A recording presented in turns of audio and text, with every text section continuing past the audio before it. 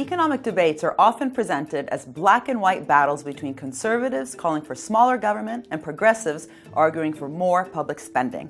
But this simplification overlooks the way that markets are co-created by different actors. As economic historian Karl Polanyi wrote in his classic book, The Great Transformation, free markets themselves are actually products of state intervention. They were forced into existence. And yet, while many in the private sector consider themselves wealth creators and value creators, policymakers and civil servants have come to believe that their economic role is much more passive. For many governments today, the state is at best a market fixer.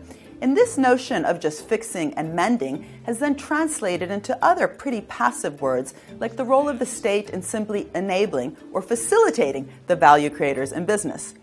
One reason for this is that in mainstream economic theory, it basically holds that governments should only intervene when there's a clear market failure. And in this view, the state should ensure basically a level playing field, fund things like public goods, whether these be infrastructure or defense, and devise mechanisms to mitigate the negative externalities, such as pollution.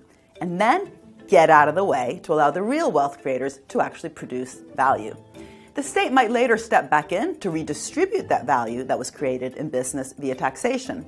And when states actually exceed this mandate, they're accused of creating market distortions.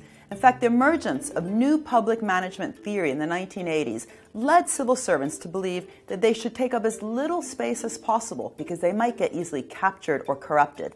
And this actually led them to fear government failures even more than market failures. While this thinking has caused governments to adopt some private sector management tactics, it has also undermined the confidence in public institutions and undermined governments' ability to confront modern challenges. But it wasn't always this way. In the decades after World War II, governments took risks and encouraged innovation and were proud to do so. Many agencies were well-funded and attracted top talent. In the United States, for example, collaboration between NASA and DARPA, the Defense Advanced Research Projects Agency, actually led to the internet, while in the UK, a BBC literary project helped drive innovation in computer processors through dynamic user procurement. I'd like to buy a computer. Certainly, sir. What did you have in mind? Well, I don't know very much about computers. Perhaps you could give me some advice. Yeah. Well, there's the Apple. Today, however, many mission-oriented institutions have been weakened, and it's become easier for politicians to call for downsizing and outsourcing than to increase the budgets and defend public sector risk-taking. But this is short-sighted. Modern government does not mean simply redistributing existing wealth or addressing issues affecting the provision only of public goods. It also means co-creating value in ambitious ways in different areas. When mission-driven public sector actors collaborate to tackle problems, they can co-create new markets that affect both the rate of growth and its direction. Furthermore, understanding the co-creation of value leads us to question the way that the term value itself is used in areas like corporate governance. We've actually become sold on the notion of shareholder value, which assumes that only shareholders take the big risks. But is that true?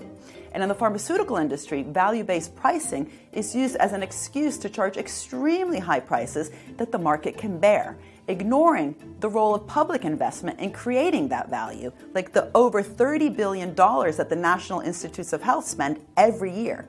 But is that right?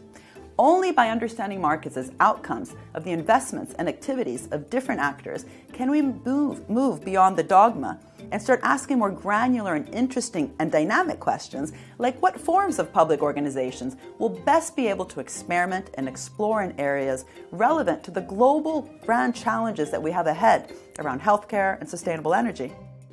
As John Maynard Keynes argued in 1926, sustained economic growth requires long-term government planning.